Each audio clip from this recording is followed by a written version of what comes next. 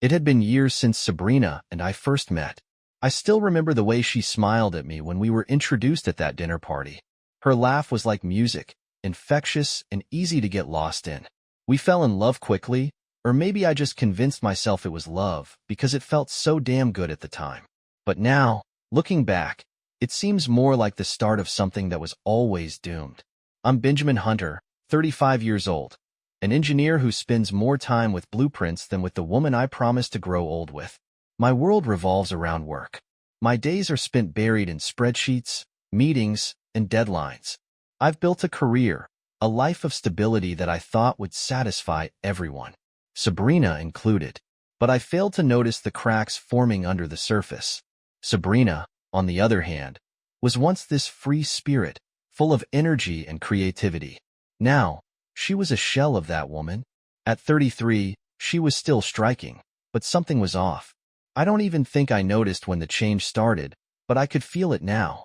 There was a distance between us, an invisible wall I couldn't break through. She worked from home, a journalist, always on her computer or phone. I'd come home from a long day, tired, and she'd be there. But we might as well have been strangers passing through the same space. We barely spoke anymore. In fact, I was more comfortable in the silence than in trying to fill it with meaningless words. Dinner was often eaten in front of the TV. Not even a flicker of the spark we once had. We used to walk around the city at night, chatting about everything and nothing.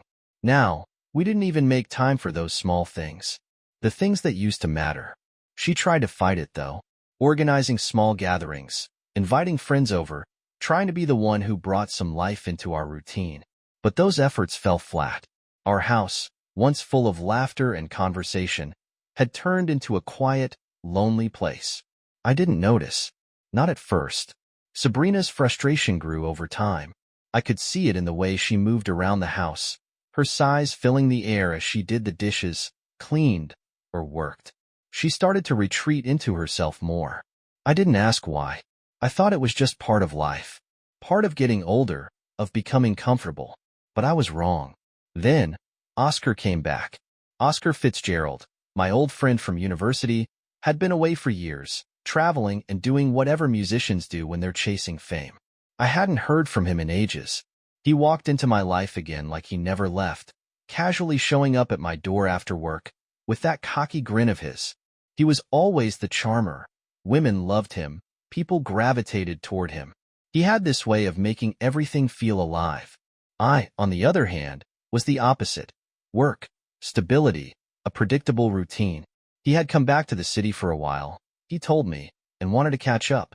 Sabrina didn't think much of it at first. She greeted him warmly, but I could see the spark in her eyes when he began talking to her. I didn't think anything of it, just a friendly chat, the way Oscar always was. But it didn't escape me that he kept his attention on her longer than necessary. He complimented her career, something I had long since stopped doing. Oscar listened. Oscar asked about her work. Oscar made her feel heard. And that was something she hadn't felt in a long time. I didn't see it happening, but Sabrina was slipping away from me, step by step. And he, Oscar, was right there, slowly filling the gaps I had left behind. One evening, a week after Oscar's return, he invited Sabrina to one of his concerts. At first, she hesitated, but I saw her eyes light up when he mentioned it. She needed something. I could tell, but I didn't question it. It was just a concert. She would be fine. After all, I was too busy to go, and I figured it was just an excuse for Oscar to relive his glory days. "Are you sure you want to go?" I asked that evening. It felt weird, almost like I was forcing myself to speak. "Yeah," she replied. "I think it'll be fun. Oscar's been really supportive. I could use a change." I didn't respond. Maybe I should have. Maybe I should have stopped her from going, but I didn't. Instead, I stayed home, drowning myself in work, pretending I didn't care. When Sabrina returned that night, there was something different about her. She was glowing, but it wasn't the kind of glow I was used to seeing.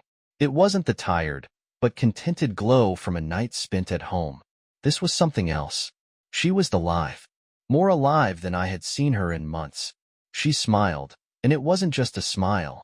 It was something more. Something that made me wonder what had really happened. "How was the concert?" I asked, not looking up from my laptop. "It was amazing," she said, sitting down beside me. "Oscar really knows how to put on a show. But what's more, we talked. Really talked. He's got this way of making you feel important." I nodded, but I didn't really hear her words. I was distracted, caught up in the emails and the numbers. But deep down, a knot started to form in my stomach. I didn't like it. I didn't like how much she was glowing because of him. Later that night, she told me more. The talk they had backstage. The way Oscar had opened up about his feelings for her. He had always admired her, he said, and the way he spoke made her feel like she mattered.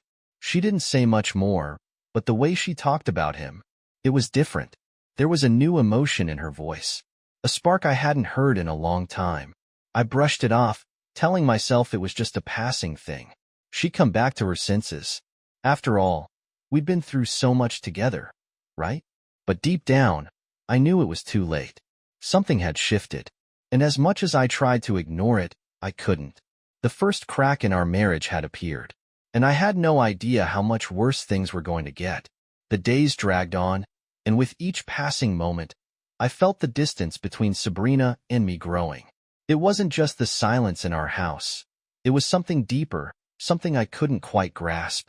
I had gotten so used to the routine of our marriage, to the quiet, predictable days, that I didn't realize how much we had stopped truly living together.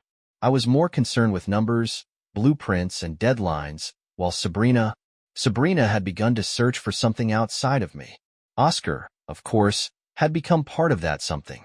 It started subtly at first, small outings, the kind of things I had once done with her before the world of spreadsheets and conference calls took over my life.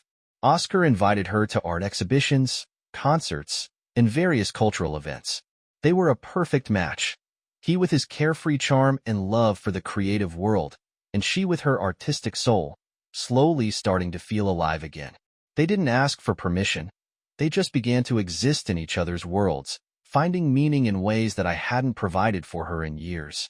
I didn't realize how deeply things were shifting until it was too late.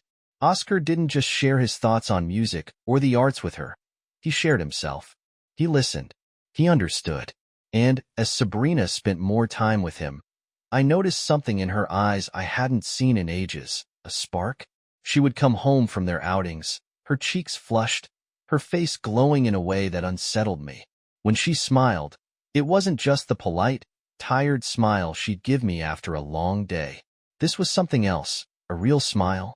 It was as if she was discovering something about herself again, something I hadn't been able to give her. I tried to ignore it at first, burying myself deeper into my work, convincing myself that it was just a passing phase. But as the weeks went by, I couldn't shake the feeling that something was changing between them.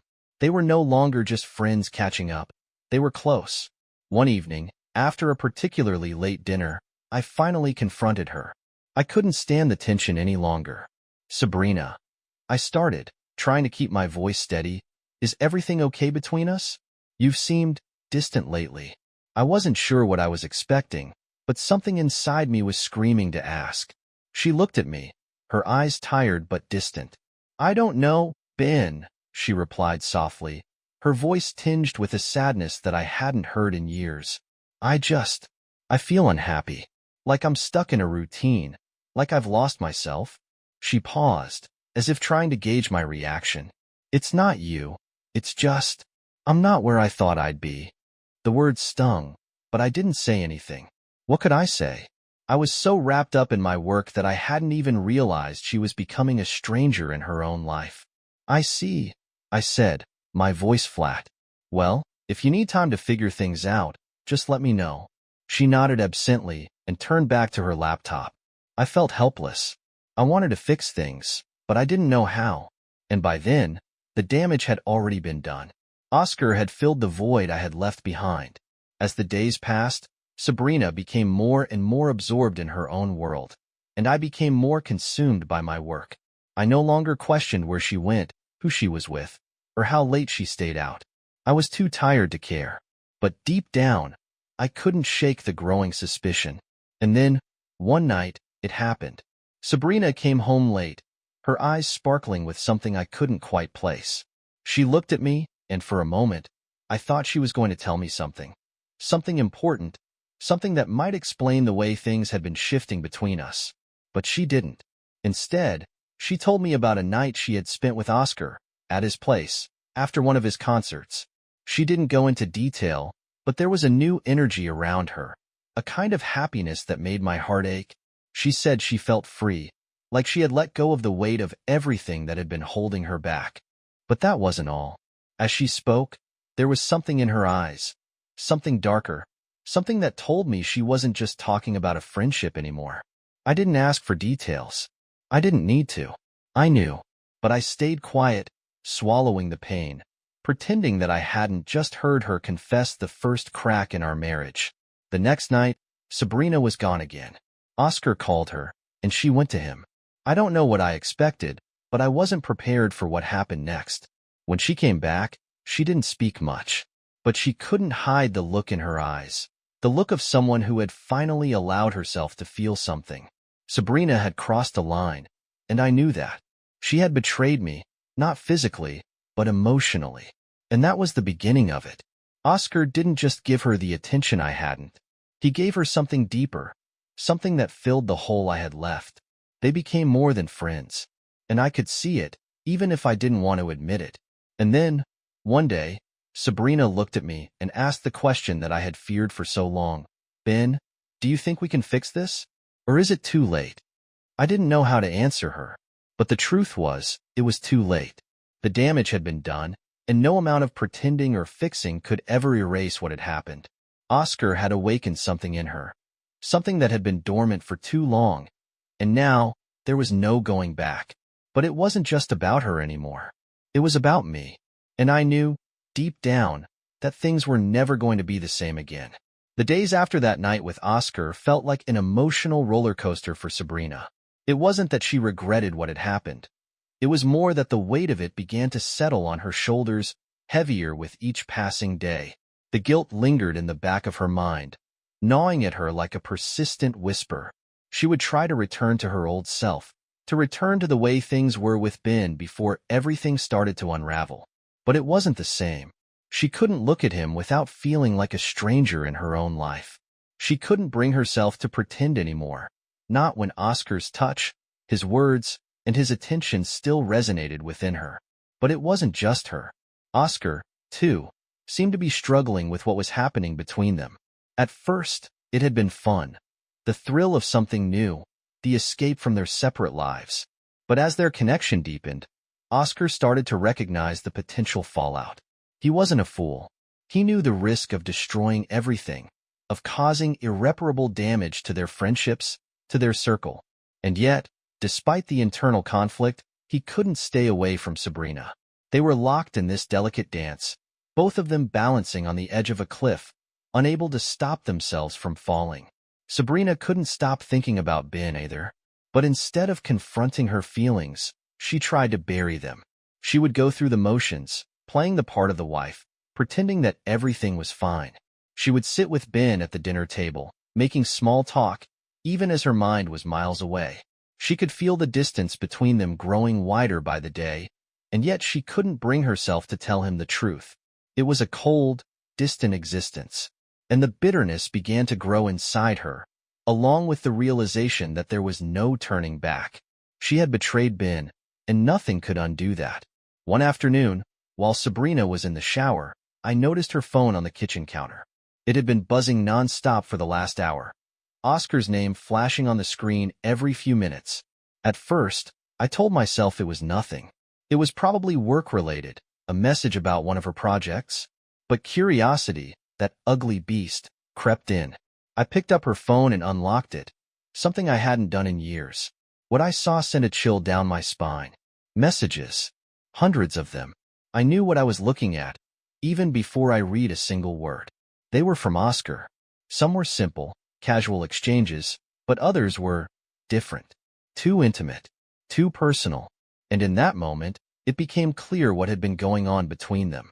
The betrayal, the lies, everything I had suspected, everything I had felt in the pit of my stomach, was right there in black and white.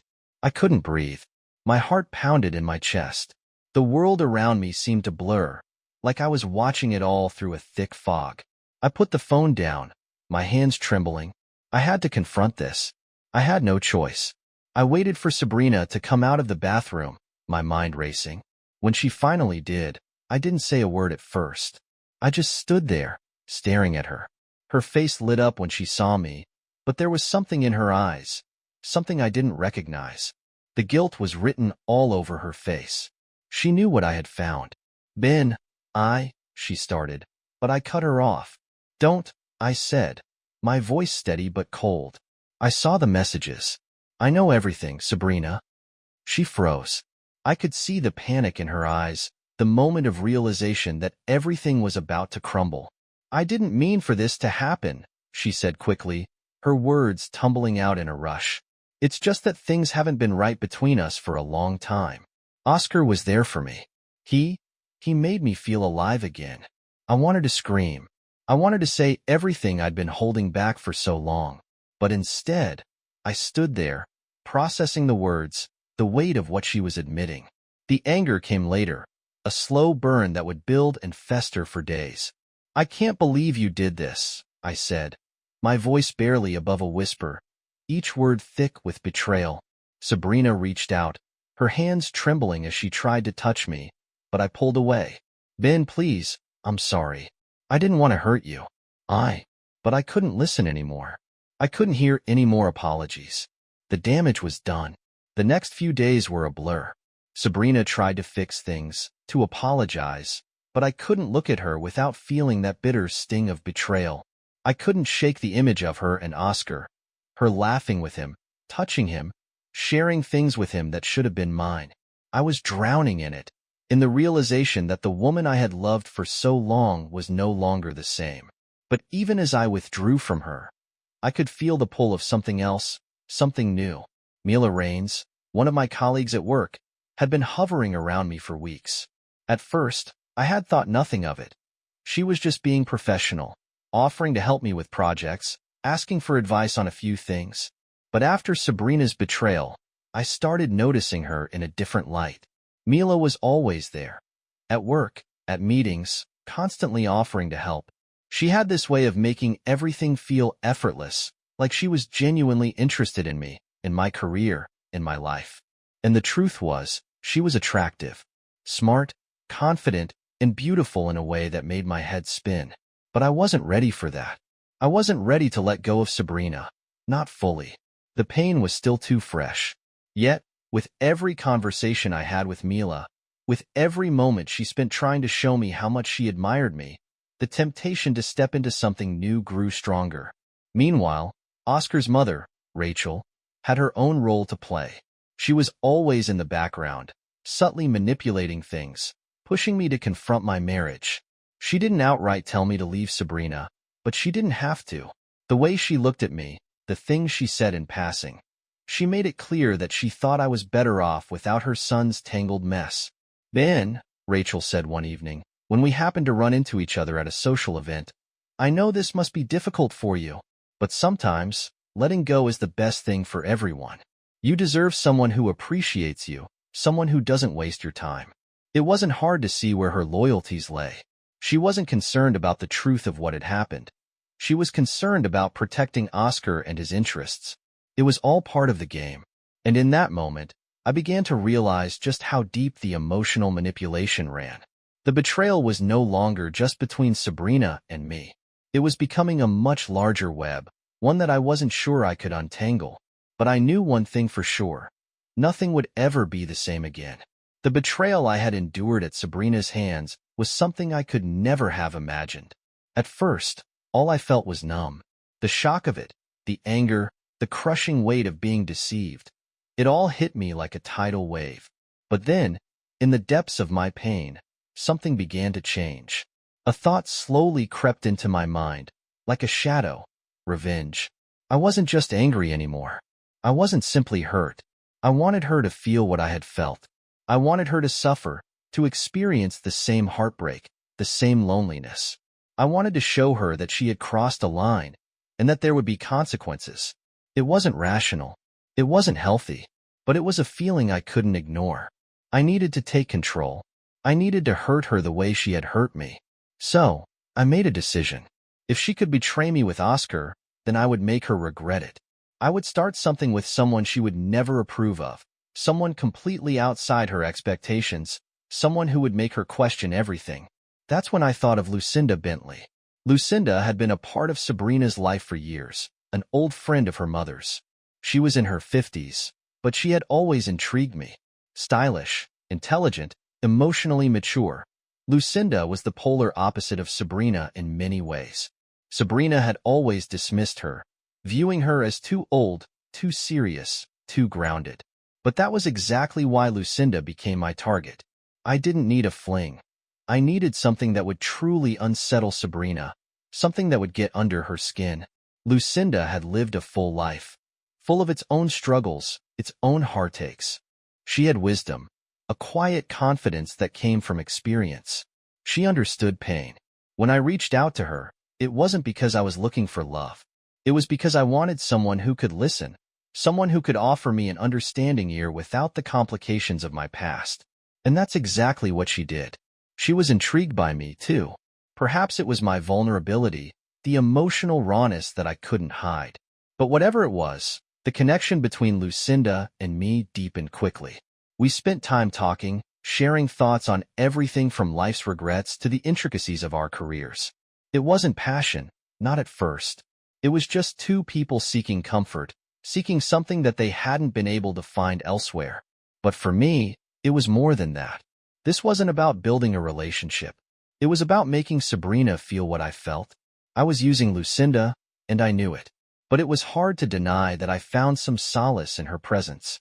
It wasn't the intensity of the love Sabrina and I once shared, but it was steady, calm, something I hadn't known in a long time.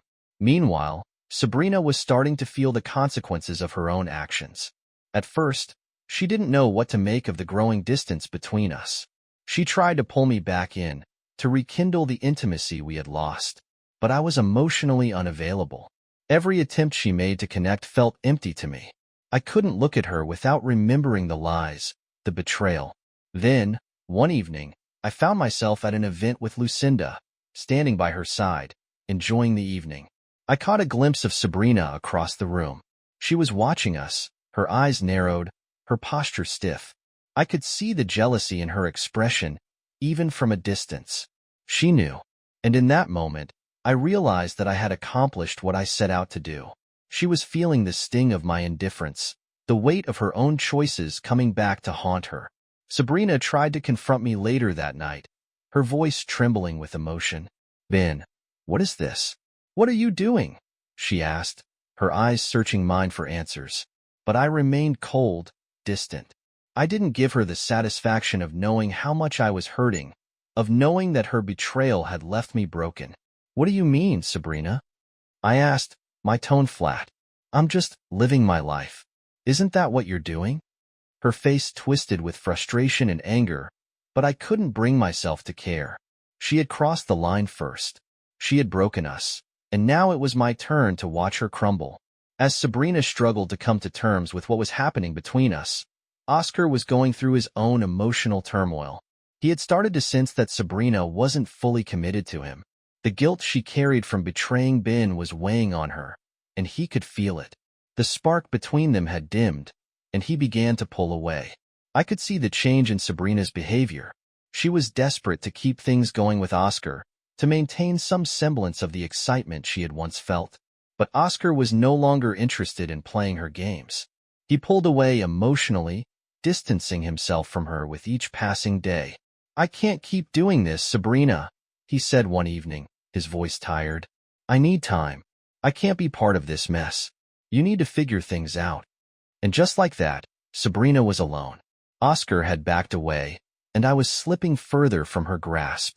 The walls she had built around her emotions were starting to crumble, and she realized just how alone she truly was. Her emotional breakdown came soon after. One evening, I found her sitting in the living room, her face buried in her hands, tears soaking her cheeks. She had reached the end of the road, and for the first time in a long time, she was vulnerable. "I didn't want this," she whispered, her voice broken. "I didn't want to lose you, but I couldn't stop myself."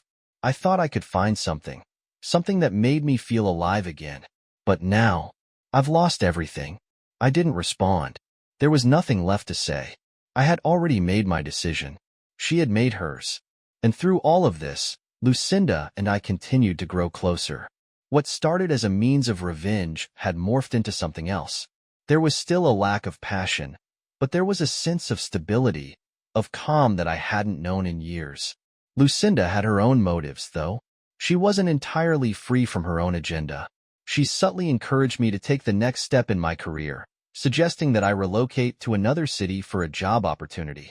It would be a fresh start, a chance to leave everything behind. But I wasn't sure if I was doing this for the right reasons. Was I truly moving on, or was I simply escaping the pain of what had happened? Lucinda's presence was soothing, but was it a crutch or a genuine connection? The line between revenge and healing was becoming increasingly blurred, and I wasn't sure which side of it I was on anymore. What I did know was that I couldn't go back to the life I had with Sabrina. It was over, and for the first time, I allowed myself to feel the strange relief of knowing that the worst had already happened. The day Sabrina confronted me felt like the breaking point of everything we'd built together. She entered the room with a determination I hadn't seen in her in months. Her eyes were red, her face a mask of desperation and defiance. It wasn't just guilt or regret anymore. It was fear. Fear of losing control, fear of losing both me and Oscar, fear of everything she had gambled on unraveling before her. "Ben," she started, her voice shaky but fierce, "I need you to understand. This marriage has been broken for so long. It was never what I thought it would be. And then Oscar, he made me feel alive again. He made me feel seen when you stopped looking at me. I wasn't angry. I wasn't devastated. I was numb, detached from everything that had once been ours. The betrayal had cut too deep, and the emotional walls I had spent months building around myself had hardened beyond repair. "Sabrina, I've already let go," I said, my voice quieter than I intended. "I'm leaving you. I've emotionally detached from this marriage, and I've found someone who sees me, someone who actually listens and understands me. Lucinda, I'm with her now." Sabrina's face fell as the realization hit her. Her lips trembled, and I could see the devastation unfold before me. It wasn't just the shock of my leaving. It was the crushing awareness that she had lost me for good. While she had been stuck in the whirlwind of guilt and turmoil, I had already moved on. She thought she could control the situation, but now it had spiraled far beyond her reach. I never thought it would come to this," she whispered, her voice breaking. "I didn't think you would leave me. I never thought I'd lose you." But the truth was, I had already left her. I wasn't there anymore, not emotionally, not mentally. Lucinda had helped me realize that I deserved more than what Sabrina was offering. She had given me the space to breathe, to feel what it was like to be understood again. And that was something I couldn't ignore. Sabrina's eyes filled with tears, but there was no turning back now. I didn't say anything more. I turned and walked away, knowing this was the last conversation we would have as a couple. Sabrina, on the other hand, couldn't handle it. The truth of what had happened between us, the collapse of her marriage, the emotional devastation, the realization that both Ben and Oscar had moved on, hit her all at once. She had been trying so hard to regain control, to manipulate the situation, but she had lost everything. No matter how much she tried to keep the affair with Oscar alive, he was no longer interested.